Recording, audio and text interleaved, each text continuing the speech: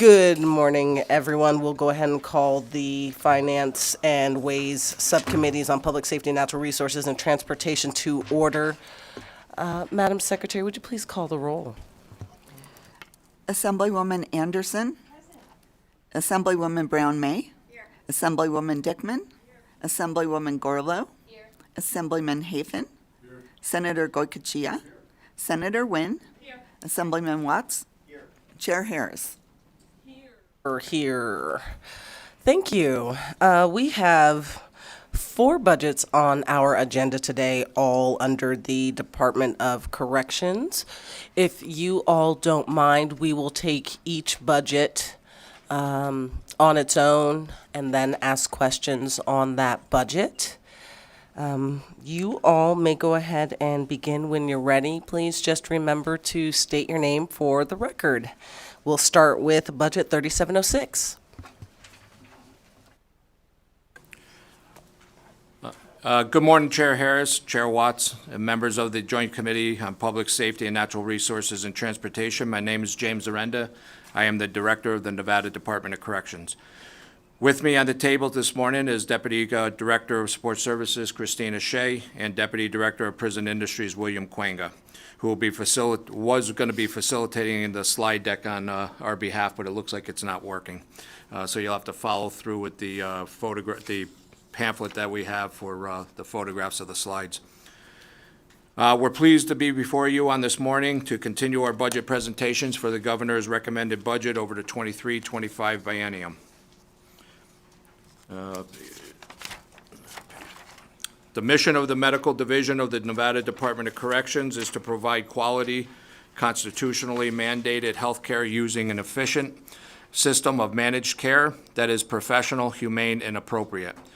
Inmate health care is comprised of medical, dental, and clinical mental health care and services. To fulfill its mission, the Medical Division operates infirmaries or clinics at all NDOC institutions. The major medical facility for the department is the Regional Medical Facility, referred to as RMF, integrated into the operation and perimeter of the Northern Nevada Correctional Center in the north and High Desert State Prison in the south. The RMFs provide inpatient medical care for serious medical conditions, surgical aftercare, inpatient mental health care, structured living unit for the mental health patients after discharge from inpatient services, and long-term care for fragile, aging, and disabled inmates. Mental health extended care is also provided at the High Desert State Prison. The camps and transitional housing centers obtain medical services from institutions specifically assigned to support them. The Medical Division is not a National Commission on Correctional Health Care accredited. However, the NCCHC standards are used as guidelines for policy and procedure development. The department currently has a preferred provider organization known as the PPO in both the north and the south. Hometown Health, which allows the department to access in-network providers and wraparound services to receive billing discounts. Additionally, Hometown Health acts as our third-party administrator, who acts as a claims processor and reviews all outside medical claims on behalf of the NDOC. Additionally, NDOC has a utilization review committee, which reviews cases on a weekly basis and prioritizes the treatment based upon a tiered triage system. The committee currently consists of institutional NDOC practitioners, the medical director, and the utilization review committee. One of the primary drivers of the NDOC medical budget is the direct cost for medical care, which includes our claims billing through our TPA and PPO, and in our Category 50 inmate-driven costs. Over the past 5 years, NDOC has experienced an increased cost in direct medical care for our offender population, with costs hitting their peak in fiscal year 2020 at $23.3 million, with the decline in fiscal year 2021 due to our inability to send offenders out for medical visits and care due to the COVID-19 pandemic. Our costs steadily increased in fiscal year 22 due to the ability to start treating offenders when it was safe to do so. Additionally, costs continued rising due to inflation and the challenges with hiring medical staff as our state employees department-wide, which means we are relying more on contracted medical staff and sending offenders to outside medical services when department is unable to provide appropriate treatment in-house. On the fourth slide, it presents medical cost per offender, which since 2018, which shows a similar trend to the direct medical costs over time. Although the offender population declined in fiscal year 2020, 2021, and 2022, primarily driven by changes made through the AB 236 in the 2019 session. The per offender costs are increasing due to the factors we mentioned previously. I'll pass this presentation on to Deputy Director Shea, who will take us through more details of our department budget as recommended by the governor over the 23-25 biennium. Thank you, Director. Good morning, Chair Harris. Good morning, Chair Watts, and members of the Joint Subcommittee on Public Safety, Natural Resources, and Transportation.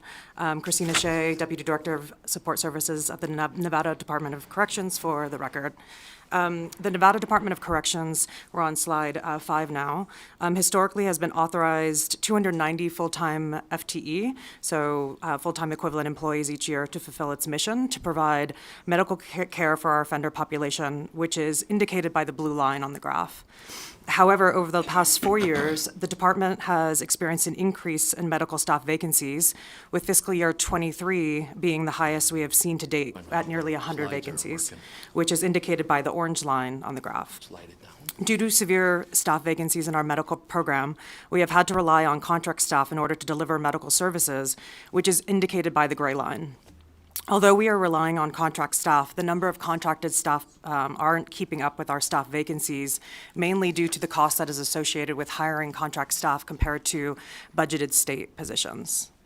So on slide 6, this slide shows our professional services or contract staff category within the medical budget over the past 6 years.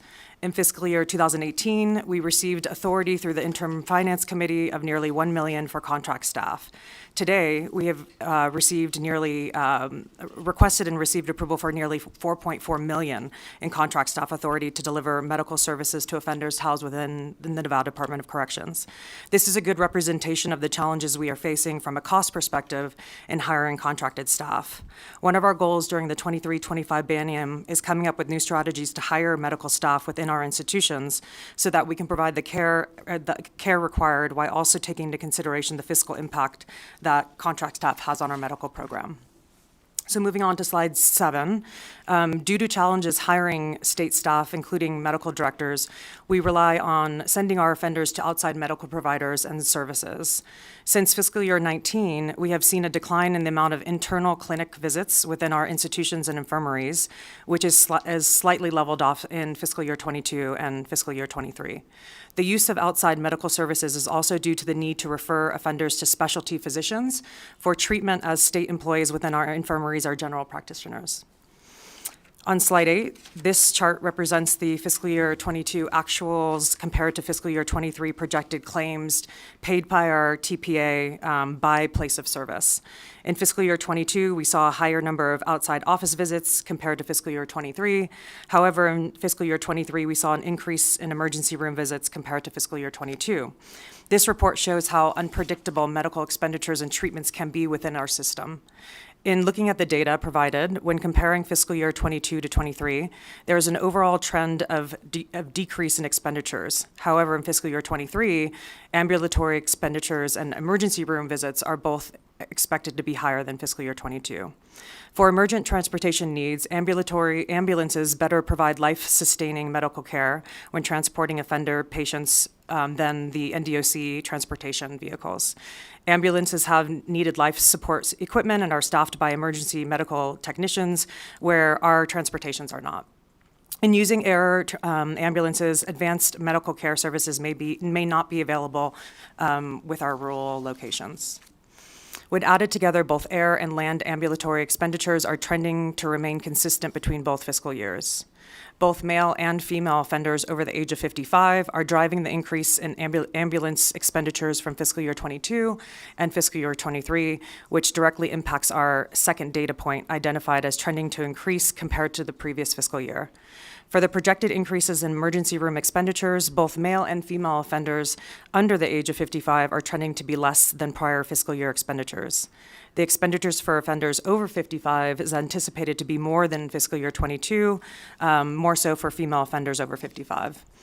As the offender population ages, there's a greater chance of comorbidity and routine illnesses that can become serious medical conditions requiring medical care beyond the scope of NDOC medical providers within the institutions.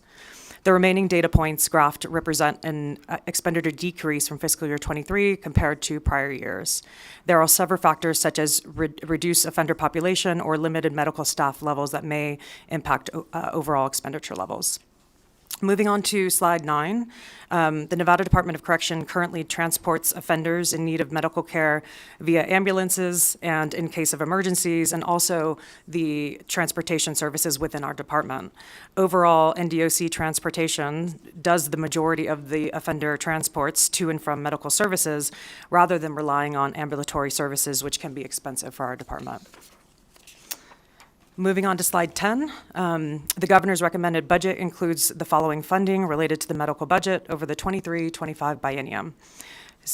Roughly $60.9 million in funding for fiscal year 24 and $62.6 million in funding for fiscal year 25, 290.11 FTE for each year in the 23-25 biennium. The governor's recommended budget includes Decision Unit E225, which funds a new Pharmacy Tech 2 position. The position is recommended to be funded with general fund appropriations of $47,043 in fiscal year 24 and $64,874 in fiscal year 25. The central pharmacy is in need of an additional Pharmacy Tech 2 to support the central pharmacy, as well as growing needs of the additional newly licensed NDOC pharmacies across the state. The Nevada Department of Correction institutions with medical rooms are required by law to license their medical rooms as pharmacies with the Nevada State Board of Pharmacy per NRS 639.12 and NRS 639.0123 and NAC 639.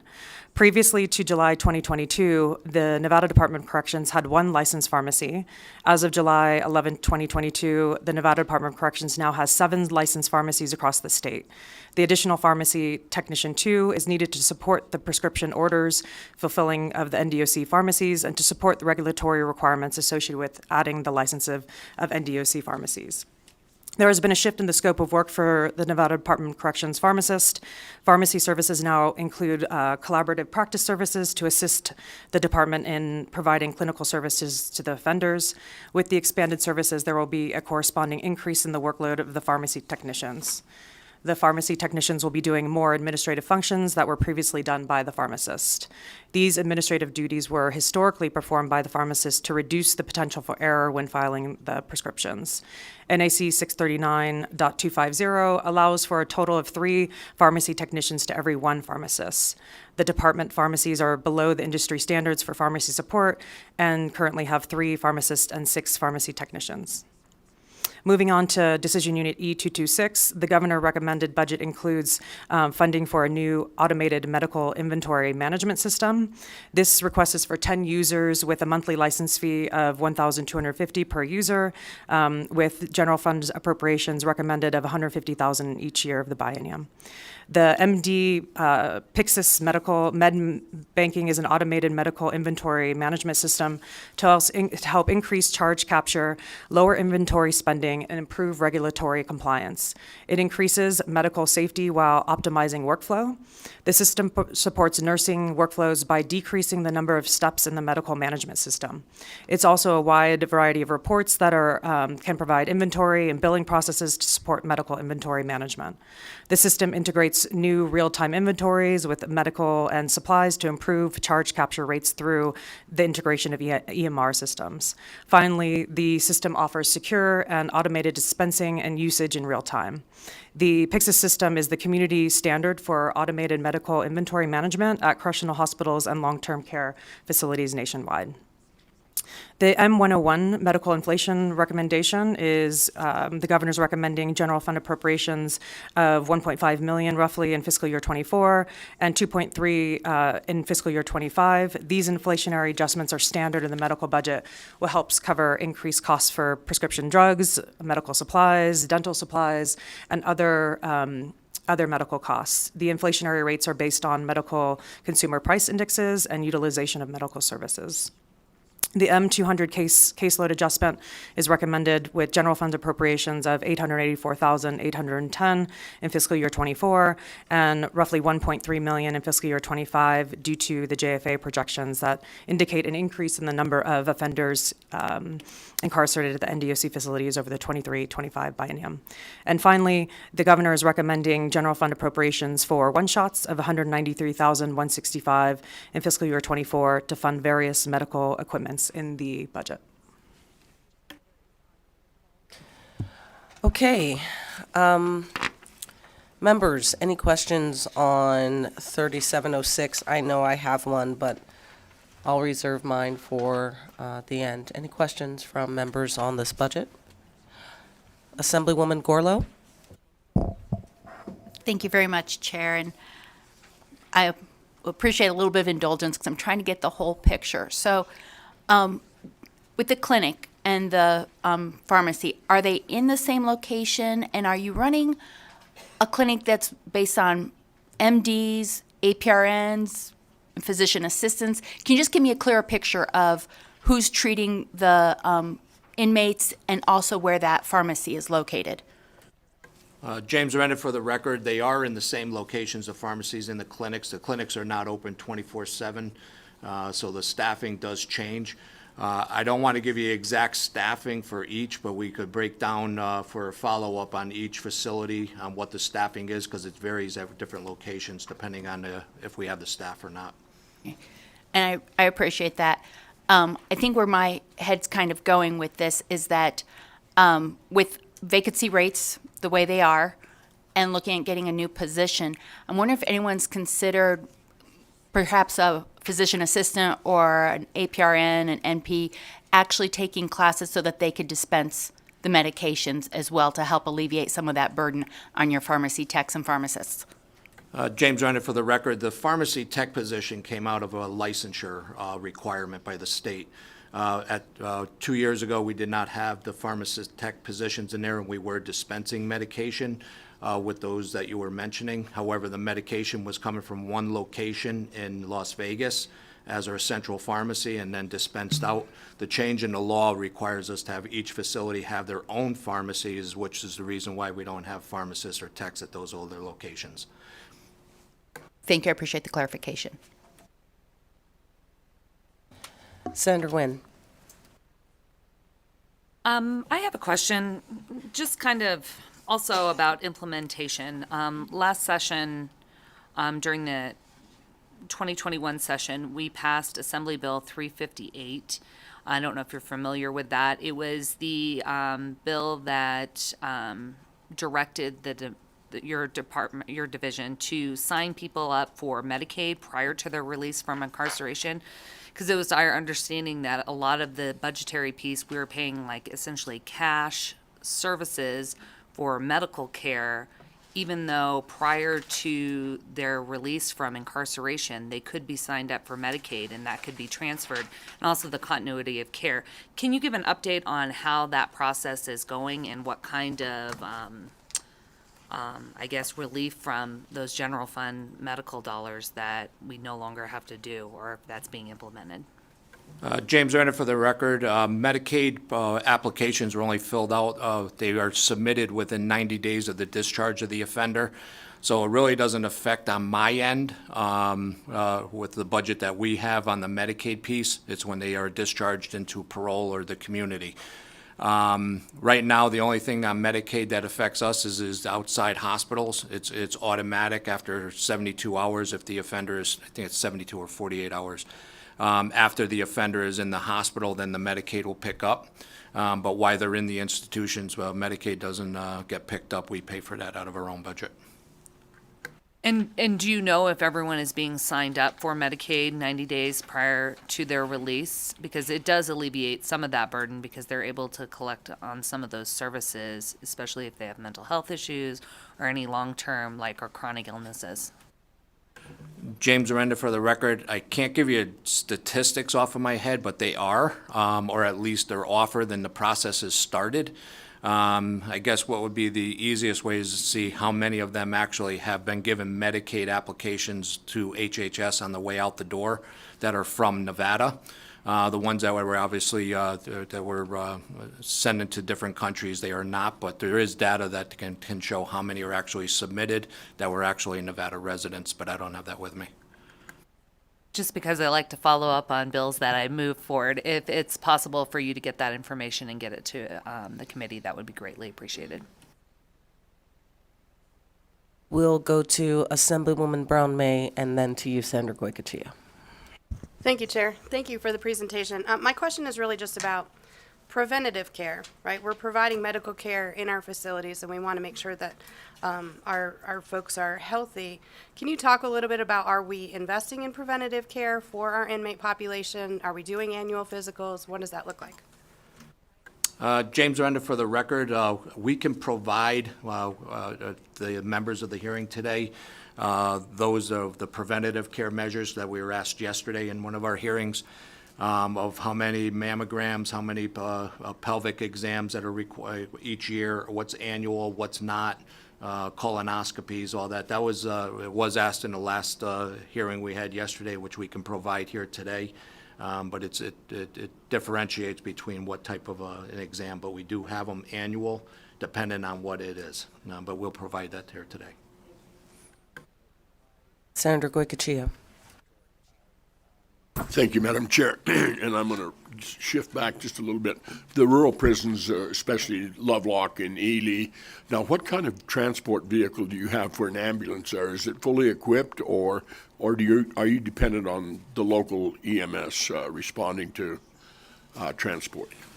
James Arenda, for the record, we don't have emergency transport vehicles. Our vehicles are just regular offender transport vehicles with caging inside the vehicle. We rely 100% on the outside when we do emergency transports, and we rely on contract services for air flight, which is extremely expensive out of Salt Lake City, Utah, for like Ely area. But those are done by the outside, not by the agency. Thank you. And just a quick follow-up on that.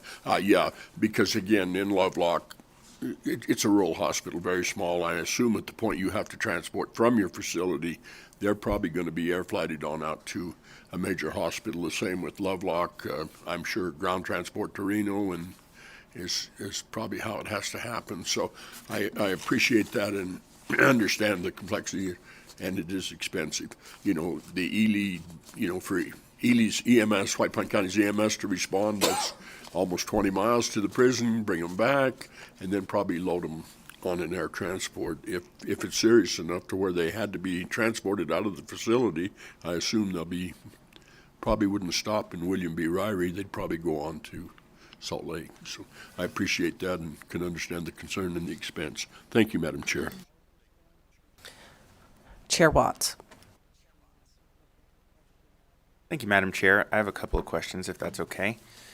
Director, you mentioned when you were giving the overview of kind of the medical care, you mentioned that there's an accreditation program and standards, and that our program is not accredited, but those are used as guidelines. Can you explain why our program is not accredited? James Arenda, for the record, the NCCHC, which is the National Commission of Correctional Health Care, requires a certain amount of staffing per offender, which we don't have. We can't do it unless we figure out a way, which we are trying to be able to provide, fill the vacancies. But based on our vacancies, we'll never be able to pass until we fill the vacancies. Thank you. So just to get some clarification, it's not necessarily the amount of staffing that we have, the positions, it's the fact that we cannot fill those positions. So if we were able to fill the vacancies that we have in the budget, then we would have the staffing levels needed to be accredited. Is that correct? James Arenda for the record, I believe so. I know the NCCHC changes their standards every once in a while, and they could have increased the amount of staffing per offender requirement. But I believe as of right now, if we fill the vacancies, we would be accredited. Thank you. That would be something I'd be interested in getting some follow-up information on, just to see where we'd be at if we were able to get those positions filled. That kind of brings me, so, I see the pretty dramatically increasing costs of contract care and the rising vacancy levels within this department. And, it seems like this is an issue that's been happening over multiple years, and the proposed pay raises for state employees are really just kind of trying to address the increases from inflation over the last year or so. So I guess I'm just concerned that that's not going to be enough for us to bring in people. So, I think you've discussed across your department various initiatives to try and recruit and retain folks, but compensation is definitely part of that equation in my mind. And so if you want to respond to that piece, you can, but I'm very concerned that we're spending money on all these contract services when we could pay our state employees more and fill those vacancies and be accredited, and actually save money compared with having to contract those services. So, I'm just wondering if there's been any analysis done of paying our state employees in prison medical care more in order to avoid some of those contract expenses. So this is James Arenda for the record. I do believe if we significantly increase the salaries for those medical care professionals, we would see a decrease in our vacancy rates. We are doing some initiatives now that we're in the process of preparing, which are, I think I mentioned them in another committee, is contracting with companies that hire from 62 different countries around the world. That are really interested, or they claim are desperate to come into the state of Nevada to work. And those are professional licensed nurses, doctors, psychiatrists, psychologists. So I'm hoping that this process is as rewarding as they believe it will be. City of Las Vegas already did this with the country of Philippines for some of with the same contractor. So this is one initiative we're going to try to do because we don't have that increase for the medical salary. But we'll see where this goes, and I think it's going to fill a lot of our vacancies, if not the majority. Thank you for that. You also mentioned the impact of Assembly Bill 236 on some of the kind of per offender costs. Could you just provide a little bit of additional background on that? So in general, what we've seen from some of the other presentations is that we have fewer lower level offenders in our correctional facilities. So, do those lower level offenders tend to have reduced healthcare needs? I'm just wondering why that is a factor in kind of those per inmate medical expenditures. Yep, James Arenda for the record. First of all, it's not necessarily means that the lower offenders were the more higher medical. It was the issue that we are getting less offenders in the institution, so the numbers are a lot less. And also that because of the parole rates that went up and higher, means that our longer-term offenders actually were getting out faster. Which shows that those longer-term older offenders we're getting more out into the communities, which is lowering our rates in our institutions per medical. Okay, thank you for that. And then could you just explain why the department licensed 6 additional pharmacies across its institutions? James Arenda for the record, that was part of, I don't know what the NRS is, but it was part of the licensure requirements that changed in the last 2 years. We were ordered that we had to. We went from one central pharmacy in the city of Las Vegas that was dispensing all of our medications throughout the state. And now we're required to have all of our major institutions of 1,000, I think it's 1,000 and above offenders has to have a pharmacy within those institutions. Thank you very much. Thank you, Madam Chair. All right, so I also just have a couple of questions on this budget. So based on actual expenditures in the prison medical budget and offender populations, the cost per offender for medical services increased approximately 22% in fiscal year 2022 over fiscal year 2021. I know you brushed on this a little bit, but can you just tell us a little bit more about what factors attributed to the increase in the costs for medical services and whether the agency expects these increases to continue over the 2023-2025 biennium? Thank you, Chair Harris, for the question. Christina Shea for the record. So in 2022, COVID-19, the system was locked down. We weren't able to send any offenders out for office visits, surgeries, all that. So in 2022, when we opened the system up, we saw a spike in the cost because we were kind of getting everybody out, making sure the office visits were taken care of, making sure the surgeries were happening. As far as costs continuing to increase, I think we'll continue to see the inflationary cost. And additionally, if we are unable to hire FTE and contractors within the department and within the institution, we'll continue to rely on outside medical services, which is going to be, more costs over time. So it's going to be really important that we execute in hiring our staff and making sure that we have the doctors internally, because that's how we'll control costs over time. What is the cost to an offender if they have a medical emergency?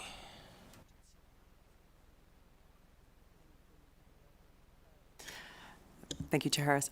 Christina Shea for the record. That's going to depend on the situation. For the most part, there's an $8 copay that's associated if the offender is indigent, if they have funds within their account internally. So if you'd like follow-up, I can provide more detailed information based on the different criteria that would happen when different situations are at hand.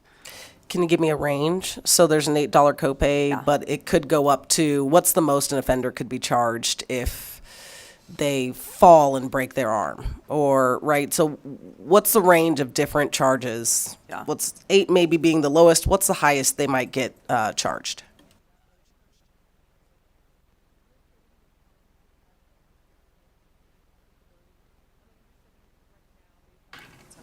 Sorry, James Renner for the record. I'm going to call up our health services administrator that can probably help better with the actual co-pays and costs.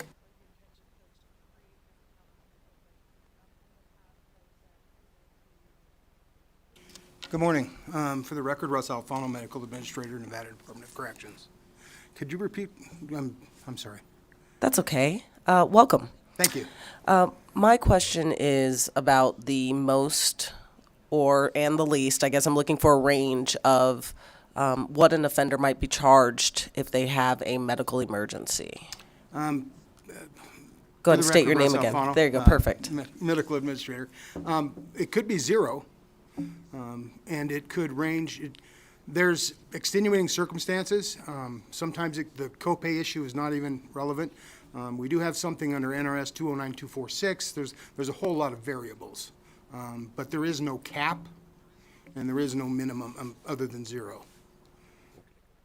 It could go up to the actual cost of whatever the emergent situation was. If we have an inmate, there's a whole lot of variables, and I can draw out for you and give you several scenarios to look at if that's what you're requiring. I would love that. Great. Yeah. Yeah, we'll. Okay, thank you. My next question is, so I'm hearing that when a offender is indigent, that's taken into account. However, I also hear that there are people who are leaving with medical debt. So can you explain to me how those two things can happen at the same time? For the record, Russ Alfano, Medical Administrator. We do not know whether an inmate is indigent or not. We're not privy to that data. What the medical system does, or the medical division, is if it's a qualifying event, to charge the inmate. If an inmate falls down and has a heart attack and goes to the hospital, he doesn't see a bill. There is no charge for that. If it's, and that's why I said I can explain to you and provide scenarios in the previous answer. But whether or not if an inmate is charged and they are indigent, they are supported by the inmate welfare account, and so that medical is made whole for those charges if they pertain in a situation. Whether or not those charges follow them on the out, that is a separate division unto itself. Medical does not proceed or process or go after once they leave. Okay, so I guess I'm still a little confused because I'm hearing that the inmate welfare fund will cover it if they're indigent, but then also that there's no way to determine for you all if they are in fact indigent. And then there's also still the third piece of people leaving with medical debt, although I'm hearing that you don't generally assess them if they're indigent. So I don't know. Let's start one question at a time. How about this? Let me back up. What is the process for getting your fees covered if you are in fact indigent from the inmate welfare fund? Is there a process? What does that look like? Okay, I'll give you the Russ Alfano, for the record, medical administrator. I'll give you an example with a simple copay. An offender comes in and is assessed an $8 copay for a doctor visit. The medical division would then take the fee down to inmate banking systems, and they process and give us back, pay medical, essentially, for that $8 copay, whether they get it from the inmate's account, or if the inmate has nothing on his account or he's indigent, then inmate welfare pays that $8 copay. Medical does not make the determination of whether that inmate's paying directly out of his own pocket or inmate welfare is paying for that. Okay. And I think I heard you say that if you had a heart attack, there's no charge. Is that right? Russ Alfano, for the record, as it pertains to if they went to the hospital and amassed $250,000 worth of medical bills, the Department of Corrections would pay that. Is there a man down fee if you have a heart attack? If one is called, no. The only man down fees that are assessed are if they're frivolous man down fees, which is a mechanism that an offender uses to bypass the appointment system, or what we call kiting, to request medical services.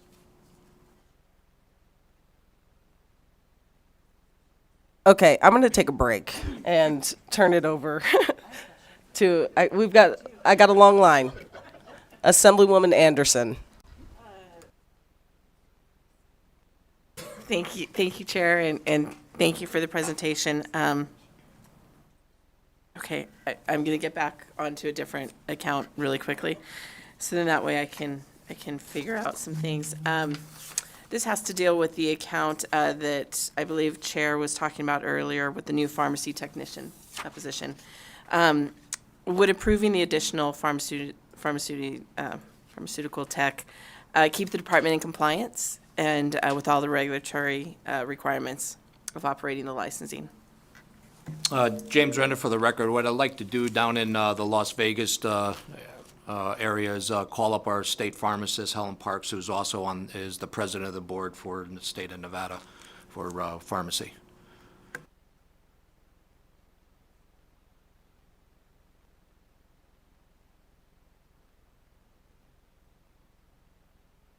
Hi, good morning. Can you hear me? Okay, great. Good morning. My name is Helen Park. I am the pharmacy director at NDOC. Thank you so much for the question. Appreciate that. So with our pharmacy technician request, that does help us have a better allocation of support. We are in compliance regardless in terms of our pharmacist to technician ratio, but what that does is it allows us to work more effectively, more efficiently We have a lot more regulatory requirements and requirements that I think we can essentially better serve our patients if we have the right resources in place. So traditionally, or in the past for pharmacy, we have been, our staffing levels have been lower than our community standards. So this brings us a little bit closer to the appropriate kind of level of support, which then will allow our pharmacists to focus more on higher level pharmacist responsibilities and our technicians to complete the day-to-day or the some of the administrative work that can be reallocated to them. Thank you. So you said closer, so that doesn't mean necessarily that we would actually be in compliance. We'll just be closer to where we need to be, if I'm understanding that correctly? Ellen Park, for the record, and thank you again for that question. No, we are in compliance. So what the state requires in terms of pharmacists and technicians is for every one pharmacist, we can have up to 3 technicians. Right now, we are under that requirement, so we have more opportunity to add more technicians. So we are in compliance, and we will continue to remain in compliance. Thank you. And then I do have another question that's not from this section, if I may, Chair. Thank you. So I've had a chance to process a little bit more about the exchange that happened right before my question. When a prisoner needs medical attention off-site, how many guards go with them? And is that payment of the guards accompany the prisoner part of the medical fee, or is that actually paid for through regular payroll systems? James Arenda, for the record, on an average, it's 2 correction officers per offender, depending on the security level. If there's higher security, those on condemned housing, we usually add 3. One is actually a chase vehicle that goes that follows the ambulance or transportation. With that, it goes under regular personnel services. It's not part of the medical billing process. And then sorry, last question, I promise. And then I noticed that with some of the background information, there's the mental health care that happens under the prison medical care that's provided at High Desert State Prison. Is that actually on-site, currently staffed individuals, or is that a contracted out position? Like, is it somebody that actually works for our state, or is it somebody that we've had to hire on a contract? For the record, Russ Alfano, Medical Administrator, Department of Corrections. Thank you. And we do have on site, inside the fences, psychiatrists at High Desert State Prison. Occasionally, they'll be supplemented by a contractor due to staffing levels, but we do have on site psychiatrists. Thank you. And is that the only prison that has on-site, or do other prisons also have on-site psychiatric help? For the record, Russ Alfano, Medical Administrator, we have them located at the 7 institutions, positions for them. Thank you. Thank you, Chair. Assemblywoman Gorlow. Thank you so much for indulging me again. I wanted to go back to that preventive care that we talked earlier about. You mentioned mammograms and pelvic exams.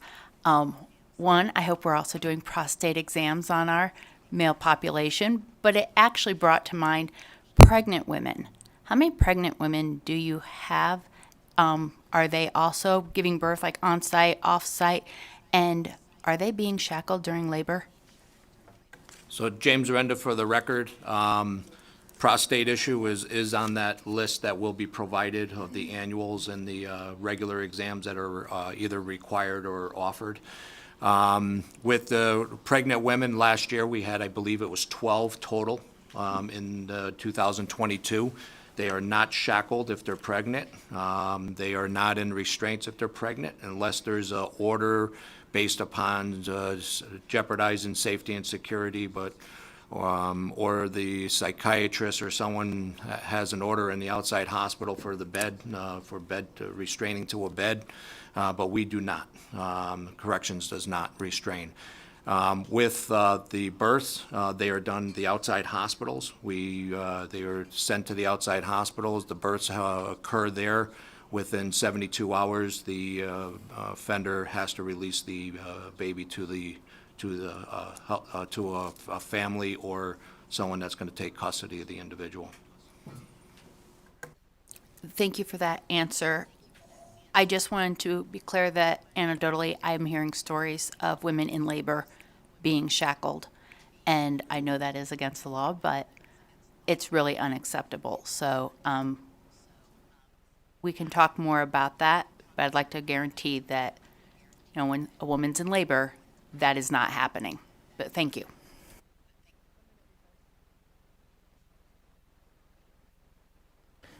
Senator Goycochea.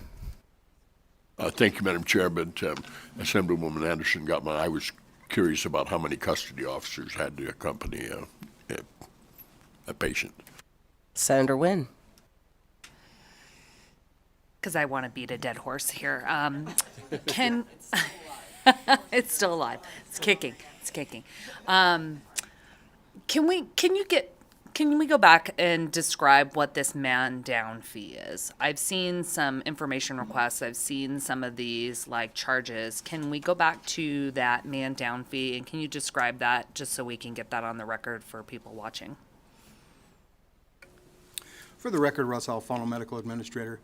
Man down is a triggering call to arms of a medical emergency on the yard or in a cell, et cetera, et cetera, et cetera. If it can be either triggered by a custody officer or a patient, offender patient. If a frivolous man down is called simply because the inmate does not want to wait, we've had a man down, not to be anecdotal at all, for an ingrown toenail. He didn't want to wait his turn to be seen. What that requires at the institution when a man down alarm is called, all medical personnel stop what they're doing and go to, it's an emergency call. It would be just like calling 911 in the community setting. If it is found to be a frivolous man down call and a nurse attends, it is a $50 charge or a $25 charge. If a physician attends, it would be a $50 man down fee. How do you determine whether or not it's going to be a nurse or a doctor that responds to that man down call? Whoever, Russ Alfano for the record, whoever is closest, or if sometimes it's both. So if both respond to a call, are they charged for both of those individuals? Russ Alfano for the record, no, it would be just the doctor. And so these man down charges, let's say an inmate was injured by another inmate in custody while they're incarcerated, and they're injured, they have broken bones, they need stitches, whatever it is. Are they charged for that as a victim of that crime? Are they charged for that man down call? Russ Alfano for the record, Medical Administrator. No, they are not. The department uses a mechanism called AB 389, which is NRS 209-246, 1 subsection B, I believe, which allows, after investigating the incident, it would be determined the perpetrator would be assessed those medical costs that they've caused the victim to have. Is there any intention that goes into determining whether or not something is frivolous or not? Who makes that determination if it's a frivolous call? Russ Alfano, Medical Administrator. The attending medical staff on site. So let's say you're incarcerated and you're having shoulder pain in your right shoulder and you're having concerns that you are potentially having a heart attack, and you call someone, and then it turns out that you weren't having a heart attack, you were maybe having a panic attack, or you were having something that, who would make, are we putting people that are having like a medical issue in determination on whether or not it's a frivolous call to whether to receive that medical care? For the record, Russ Alfano, Medical Administrator. That would not be charged a man down if it's a legitimate medical emergency. As the anecdotal example I gave you is an actual event that did happen. An ingrown toenail is not an emergent event necessitating the entire medical division stop what they're doing and go attend to an ingrown toenail. That is an example of a frivolous man down. Having chest pains or having a genuine, whether perceived or genuine, medical emergency is not assessed a man down fee. Okay, do you have it sounds like this frivolous call thing is necessitating these fees that are being imposed on people for requesting medical or emergency medical attention. Do you keep track of how many of these calls are later determined to be frivolous? For the record, Russ Alfano, Medical Administrator, they're pretty infrequent, to be honest with you. Man down calls, the percentage of those that are genuine man downs is fairly high as being a legitimate medical emergency, and those are not assessed a man down fee of $25 or $50. Okay, I think that's all I have for now, but I will follow up offline. Additional questions? Okay, I'll just say, I think you can tell we've all been hearing something slightly different than what you're telling us. And so I would implore you to actually see if that's how these are in fact being assessed, because that may be the intention, but I do not think that that's happening in practice. That is not what we are hearing is happening on the ground. And so there may be some work that needs to be done to align the policy with what's actually happening. Okay, thank you. We'll go ahead and close that budget unless there's any last questions. No? Okay, thank you so much, appreciate it. And we will go ahead and open up the hearing on budget 3711. Oh, I'm sorry. Yep, that's right, 3711. Thank you.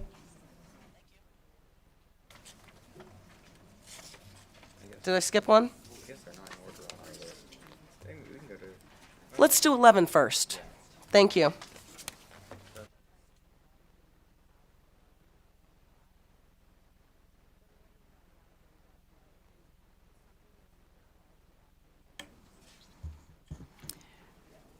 Thank you, Chair Harris. Christina Shea, Nevada Department of Corrections. For the record, we're on slide, let's see, basically third from the last slide in the packet. So the Nevada Department of Corrections Program Division incorporates nationally recognized risk needs assessments during the intake and the classification process to provide evidence-based educational programming, substance abuse treatment, reentry, and transitional services. In addition, the division provides religious services, vocational training, counselors and therapy for inpatient and outpatient mental health issues, educational liaison services with local school districts, and special needs programming for youth and aging populations. The Programs Division has also formed partnerships with local community colleges to offer post-secondary education opportunities. The Programs Division professional staff includes mental health counselors, psychologists, social workers, substance abuse counselors, caseworkers, program officers, chaplains, and support staff. In addition to the services provided by our staff, we also have programming appropriate for offender participation and growth through 12-step and other programs. The division's offender programs are funded in part by grants obtained by the Nevada Department of Corrections or by partnerships with community organizations that obtain the grants and bring services to Nevada offenders that will assist in the preparation for successful reentry into our community. The governor's recommended budget includes the following funding related to the correctional programs budget over the 23-25 biennium: $10.7 million in funding for fiscal year 24, $11.1 million in funding for fiscal year 25, 116 FTE for each year of the 23-25 biennium.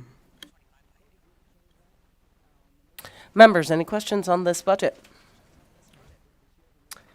Chair Watts. Thank you very much, Madam Chair. Just a high-level question again. I think, we've talked about a little of this in some of the previous presentations. So at a high level, I think it's also helpful from your perspective, having served as the director previously, what's kind of the trajectory been on some of these programs, and being back on the job, kind of where are we at? Are we kind of in a similar position of where we were maybe 4 years ago? Has there been progress made? Has there been things halted, particularly due to the pandemic, that are being need to be rebuilt? I'd love just a little bit of bigger picture context on where we're at in terms of these programs. James Renda, for the record, it is actually a lot of the programs division and reentry division's been depleted. It's been reduced, and I think it's, I don't know if it's really the fault of the agency, it's fault of the vacancy rates. When they prioritize what programs to shut down, reentry, the last administration would try to determine the priorities. My priorities are different than the last administration. I think reentry and programming is more important than some of the things they did not believe. However, the vacancies is my issue where when you're providing programs in reentry is where we're going to be stuck, which is the reason why in long term, which I am changing, is the utilizing the community to come in to do the programs, volunteers, and also ex-offenders, because I can get those positions without any cost to the state. And we're increasing our grants for programs. Next week, we're even meeting down in Las Vegas to have a statewide job centers that are going to be set up, and vocational villages, which are teaming up with local organizations. So it's not going to be a cost to the state, but it's the only thing I can refer to now because we don't have the staff to do it. Thank you, Director. I appreciate that. I appreciate your candor, and I really appreciate your dedication to investing in some of these programs. Again, I think they are in the best interest of everybody to help folks get on their feet and get on a better path when once they've left a correctional facility, and also really appreciate the commitment to maximizing the resources we have by pulling in volunteers. I guess to that point about staffing, again, I don't think you need to comment on this, but we're struggling with vacancies. We're struggling to recruit and retain folks. Again, and we've seen some necessary things in terms of kind of the baseline pay increases, as well as those step-ups for correctional officers and other officers. I think that we need to harness those community resources, but we also need to invest in the staffing support that's necessary to maximize those for things like reentry and these other services. So again, really appreciate your response. Thank you. Members, any additional questions? Assemblywoman Brown May. Thank you, Chair.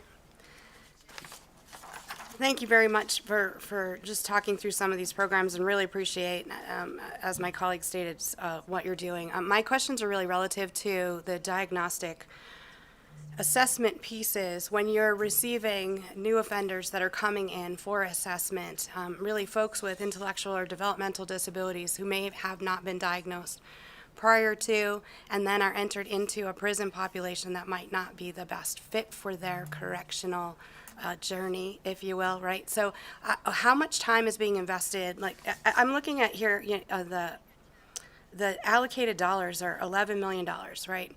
In community-based programming to support individuals with intellectual and developmental disabilities, we're spending significantly higher. And so, relatively speaking, if we balance the two, what does a community program look like for someone with an intellectual or developmental disability versus what we're investing in our prison population? They're not comparative. And so I'm curious to know, what does that number look like for folks who have developmental disabilities that are not perhaps receiving that right level of service in the prison population to help them come back into society when we're done? And so I'm wondering if you could talk to, what does that assessment look like, really? How are we investing in that population? So James Arenda, for the record, the assessments are done differently for those that are under 18 years old than those that are over, especially when you're talking about developmental disabilities.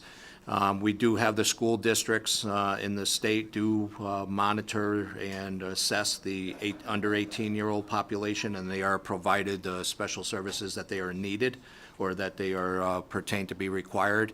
Past the age of 18, when they come in, we have what's called the NRAS, which is the Nevada Risk Assessment System, and our educational assessment, which determines what grade level they would actually pertain to. The Nevada Risk Assessment System was something that was developed from the Ohio Risk Assessment System. That is an evidence-based assessment program.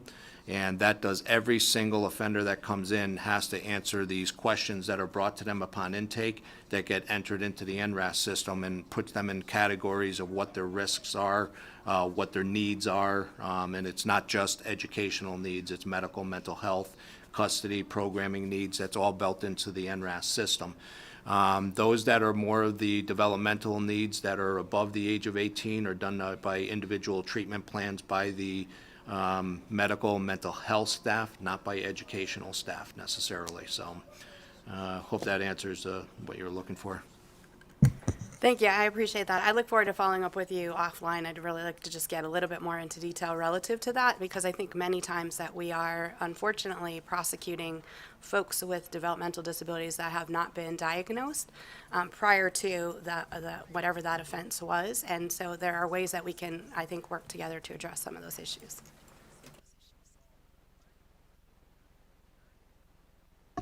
Additional questions? Okay, not seeing any, we'll go ahead and close the hearing on 3711.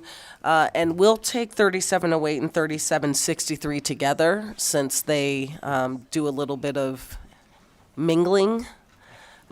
So go ahead and run through both of those, and then we will open it up for questions from members, if you don't mind. Thank you. Yes, thank you, Chair Harris. Christina Shea for the record. So let's see. Which page are we on in the back? 3708 Offender Store Fund. So the Offender Store Fund is a special revenue fund authorized by NRS 209.221. The revenue received in this account includes sales for commissary, hobbycraft activities, contracted commissary, negotiations for packaged programs, vending machines in the visitation rooms, telephone services, as well as interest earned on the account quarterly, which is maintained and transferred from the State Treasurer's Office. The Offender Store Fund itself is a self-supported account which funds its own operations, including 69 full-time commissary staff, offender banking, IT positions, the cost of goods sold at the commissaries, rent to the correctional facilities for spaces used in the commissary, surcharges to the correctional facilities where specific electronic devices are sold by the commissary, commissions from the vending machines in the staff break rooms, as well as other operational costs as food permits for commissary staff training and travel, and new equipment replacement. It also funds the vast majority of the inmate welfare account operations, which is budget account 3763, while providing programs and services for the benefit of all Nevada Department of Corrections offenders. The governor's recommended budget includes the following funding related to the Offender Store Fund over the 23-25 biennium, roughly $30.5 million in funding for fiscal year 24, and $27.3 million in funding for fiscal year 25, 69 FTE for each year in the 23-25 biennium, and a M200 caseload adjustment, decreasing general fund not general fund, but decreasing 46,189 in store revenues and 379,623 in fiscal year 25.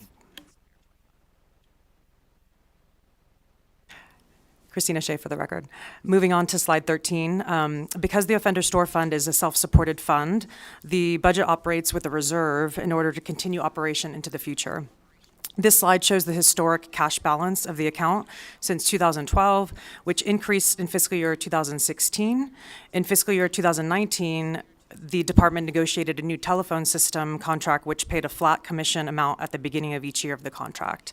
Therefore, the agency received a significant spike in the telephone commission revenue since it received the contracted monthly commissions from its previous vendor and its first annual commission payment from its new vendor. As a result, there's more beginning cash in the account in fiscal year 20 and fiscal year 21 than normal. The cash balance started declining due to loss of the monthly phone commissions, and additionally, during the 21 special session, $8 million was transferred from the Offender Store Fund reserve to help the state with its general fund shortfall, which is also another reason the reserve balance declined. At the moment, we are expending nearly $4 million a year in expenditures over our revenues. We are bringing into this Offender Store Fund. The questions of solvency to the fund will likely arise during the next biennium, with solutions brought forward during the 25 legislative session. On slide 14, questions have come up from the legislative body regarding the markup of the cost of goods sold through the commissary and the stores throughout the department. The following graph shows the markup over time, which has been hovering around 40%.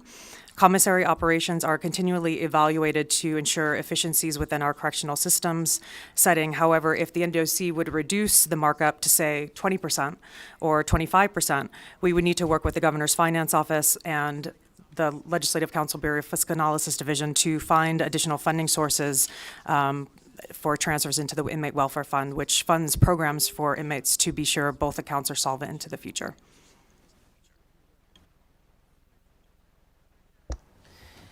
Committee members, questions on budget account 3708 or 3763?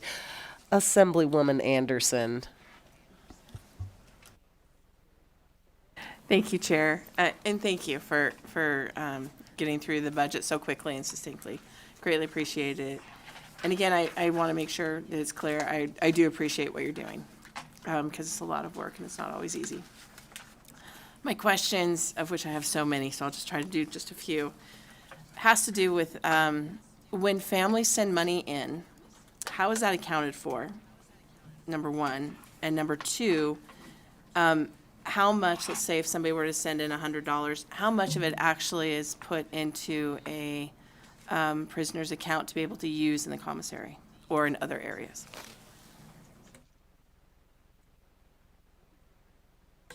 James Render, for the record, I think I know, but I'm going to let our inmate banking individual that oversees it will be better to give exact. Good morning, Chair Harris, honorable members of the committee. My name is Adrienne Monroe, and I'm the Chief of Inmate Services for the Department of Corrections. To answer your question, it really depends on the type of deductions that the particular inmate has. Generally speaking, we do track the funds separately, so we know if the inmates are receiving wages from work, that goes into a separate account. We know if they're working either for state agencies or private corporations, and we also know exactly how much money comes from the families. But the exact amount of individual deductions that are taken may depend on, whatever there could be court imposed fees, there could be child support that they're deducting, various fees, and I think we have a list of percentages I can go over. But I think you probably have heard those before.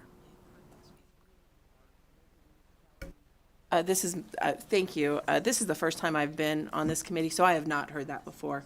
And so I don't know if it is possibly a sheet that could be given to the whole committee, or if you'd like to do that instead, but I have not heard that information before. So knowing that somebody gets $100 from a family, which that family believes will be paid for tampons, which that's another story. And then finding out that maybe they don't get all that money. It'd be nice to have that clarification. I don't know if you have it available, but it'd be great if you could submit to the committee a flow chart of sorts, maybe that says money comes in, here's the priority, here's what would come next if applicable, here's what would come next if applicable, and then the associated percentages, and so that we could kind of see how that trickles down to the account. And we'd be able to see what the minimum is, I guess, which would probably be they get 100% of it, and then what the maximum deduction would be if they were hit with each and every percentage. And then we could get a range. So I don't know if that's a thing, but if there is a flow chart, we would love to see that. James Render, for the record, absolutely will provide that. That's easy to do. Thank you. Okay, thank you. Additional questions, members? Yeah, anyone else? Senator Nguyen, we'll come back to you, Assemblywoman. Thank you. I'm looking at some of this markups, and if I'm looking at your it looks like the chart that you have here shows a markup like profits at about 35, it's a little below 35%. But then I'm looking on the same budget and the profit margin on goods sold is at 63.8%. So how do you have a profit margin that's so much higher if you're selling the goods at 35% markup?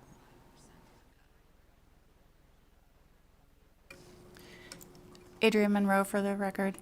The cost of goods sold is listed as 66% roughly. It's maybe 66 to 64. The profit margin is after you look at the sales, the revenue from the sales, deduct what the cost of goods sold are, and then the percent margin is the markup. So I think the 66% that you're referring to is the cost of goods sold, which we have in our budget account listed as inventory for resale, I believe. Okay.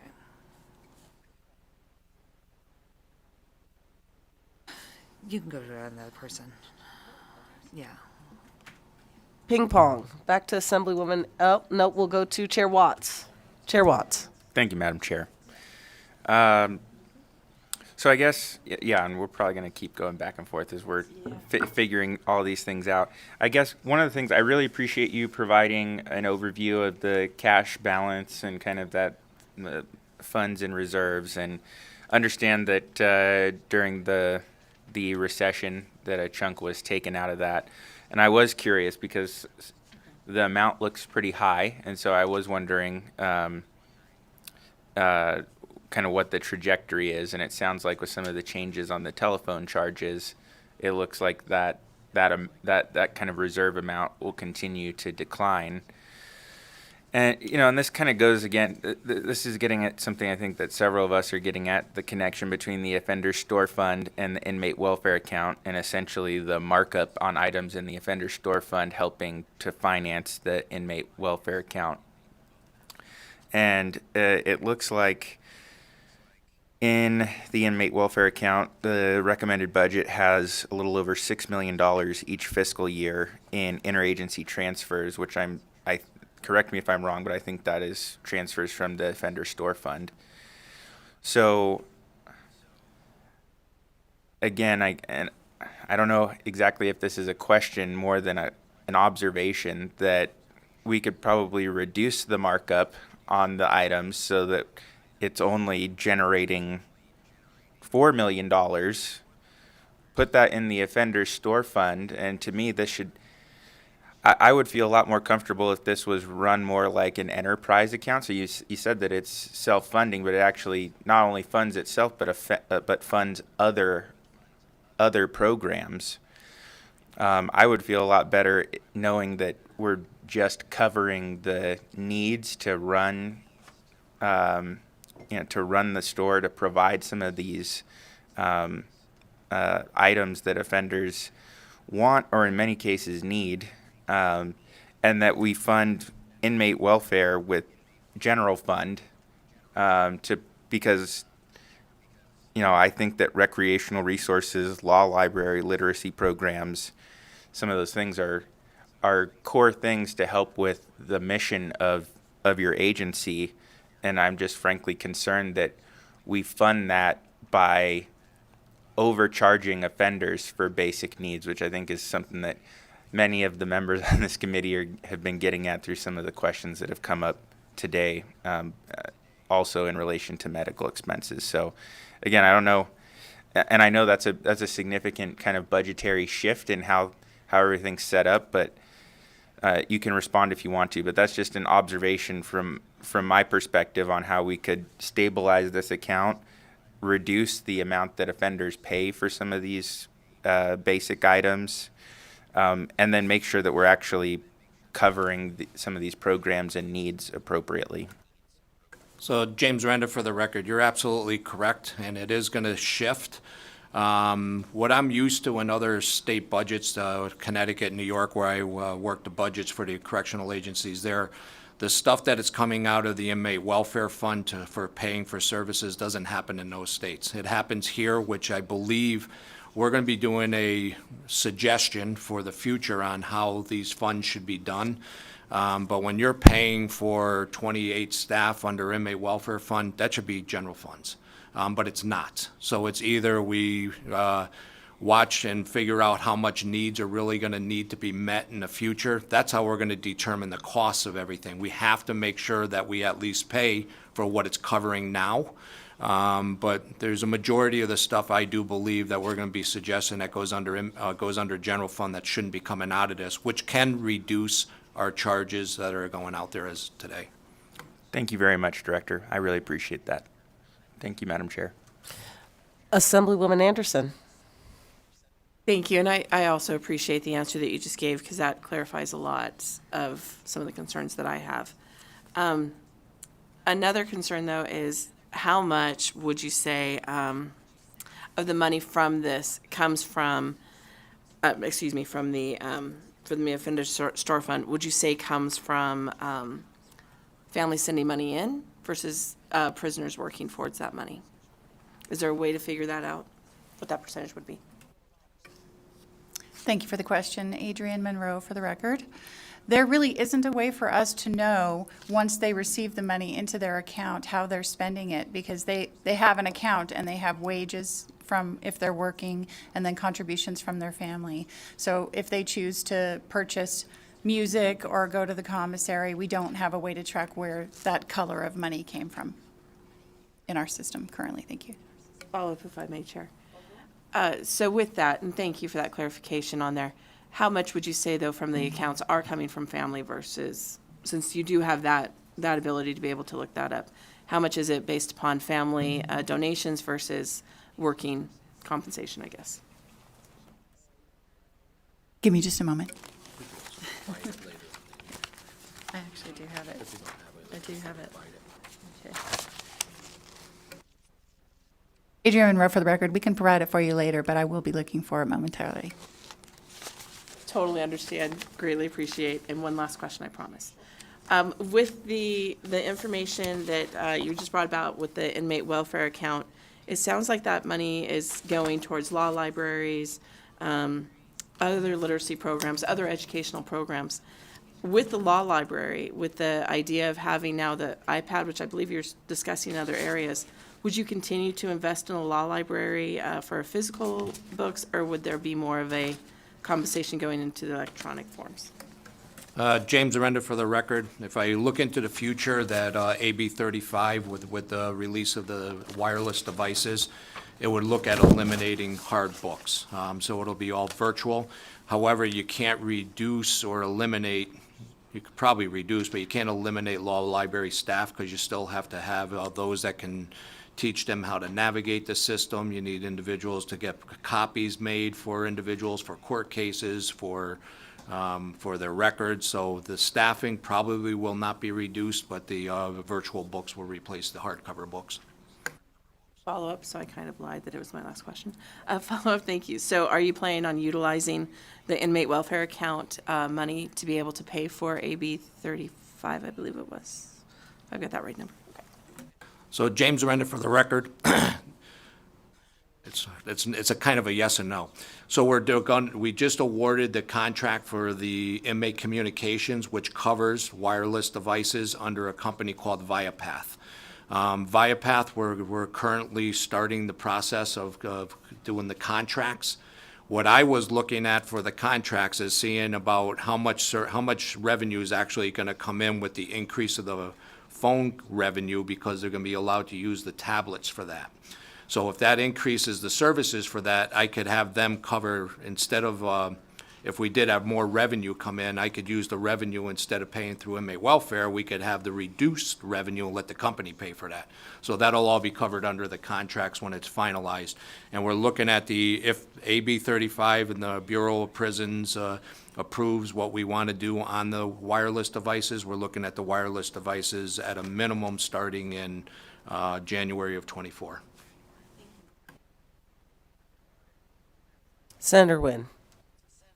Okay, I'm all over the place here too. I'm kind of going to backtrack to the Medicaid waiver. I just want to get some clarification because I know that there's some potential other legislation coming down regarding that Medicaid waiver. So I've obviously reached out to see how many of these Medicaid applications have been submitted. So, and I know you're going to follow up with those numbers as well as how many have been submitted upon release. And I believe you said that they can, I think pursuant to statute, they can start doing that up to 6 months out from their projected release date, but I think you mentioned 90 days. Is that my understanding? So James Renner, for the record, 6 months out, Health and Human Services will not accept the applications. Within 90 days, we submit the applications for processing through Health and Human Services. And I know that we have some surrounding states, I think in particular, I think California, their prison has recently started applying for reimbursement to Medicaid for services 90 days out. Is that something that you would be able to do if you were granted that same authority to start billing Medicaid instead of paying cash essentially for these services? James Renner, for the record, yes, if that ever passed in the state of Nevada, we could do the same. Okay. And then that kind of brings me back to the offender store fund. I was looking at the chapter of NRS that kind of talks about this budget, and it looks like the funds from this go to repay or defray the costs of the offender store, the gymnasium. We talked about libraries and stuff like that. But it also goes to correctional officer salaries for visitation posts. Is that correct? James Renner, for the record, that's correct. Okay. And so I have a question, like during the time period, and I know you were obviously during the pandemic here, but all the visitation services were closed off, but commissary was still collecting a profit. Do you know what happened to those profits for those, I think it was like around 50 or 60 visitation positions that were supplemented or funded through that offender store fund? Do you know what happened to that money?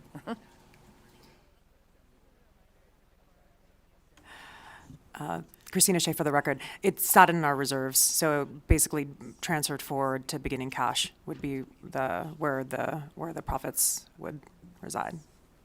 And then I looked at kind of the costs of products and the cost of the markup for those incarcerated individuals and what the profit margin was on those.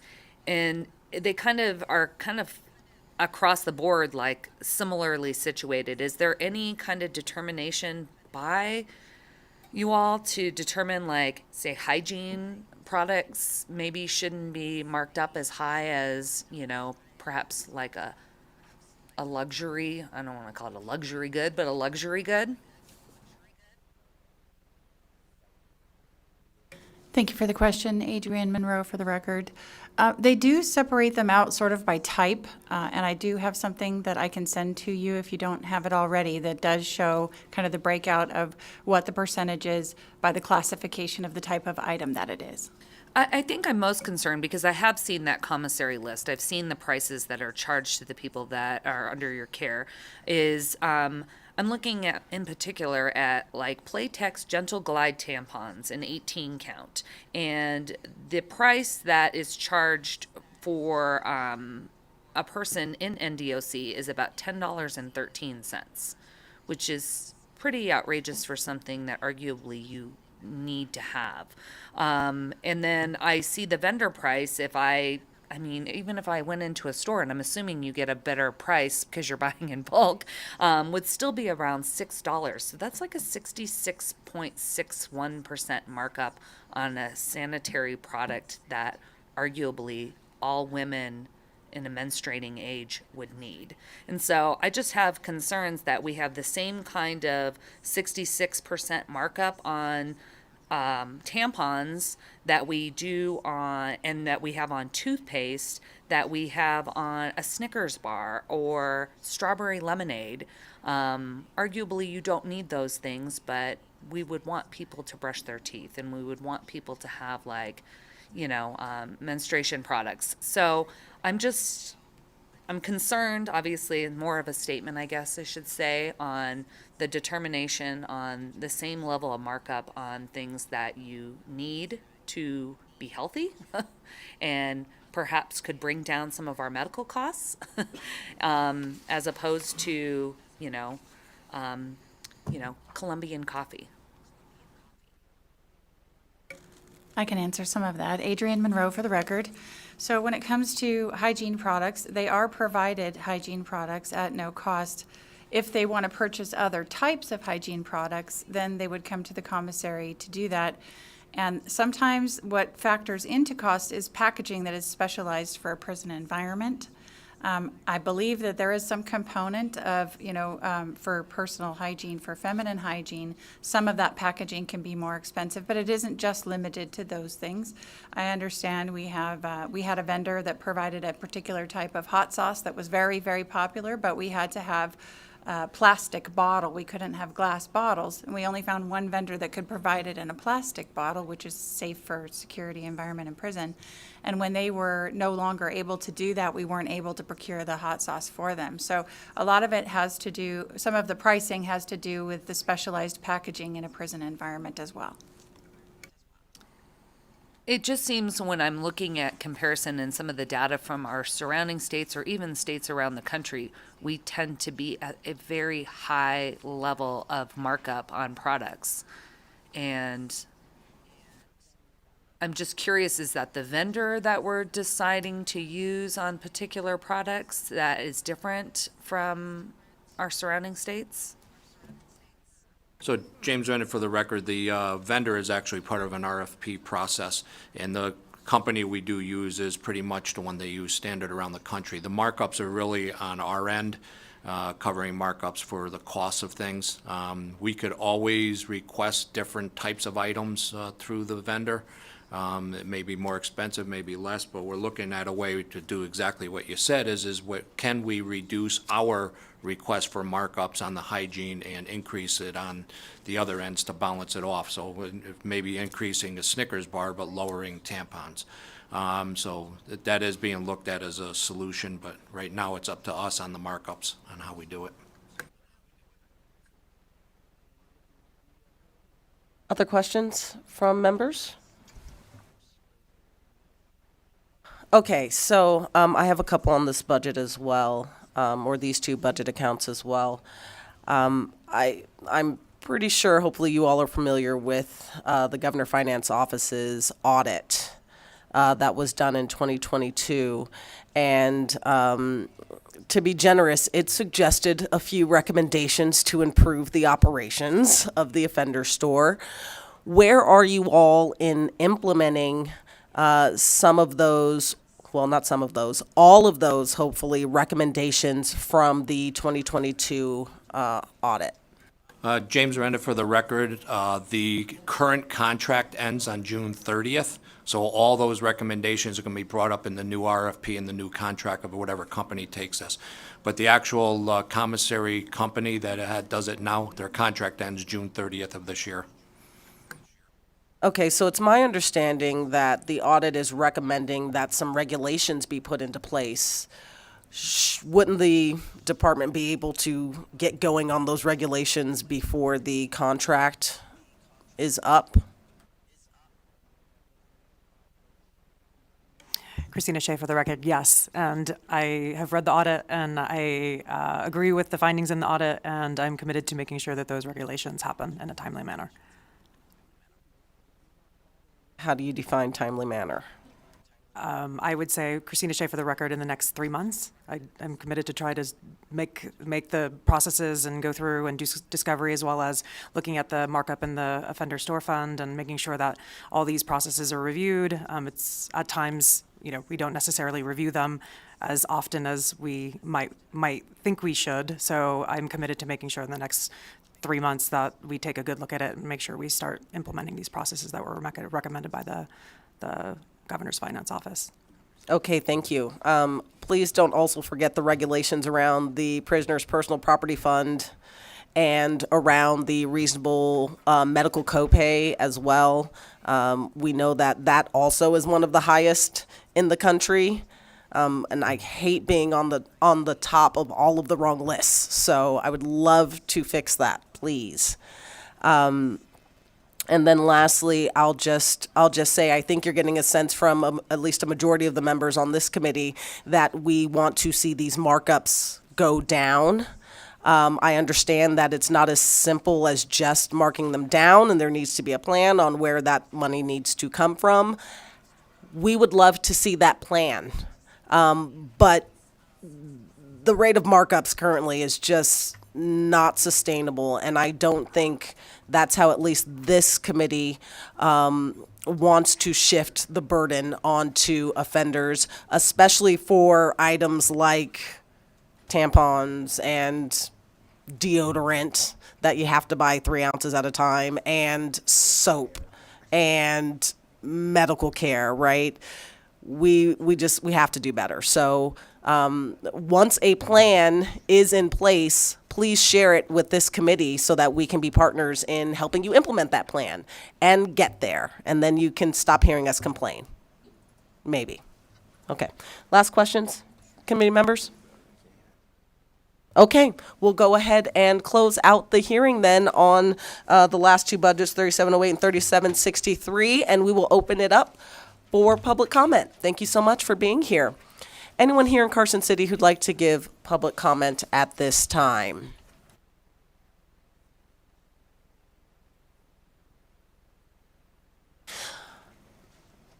Not seeing any. Anyone in Las Vegas?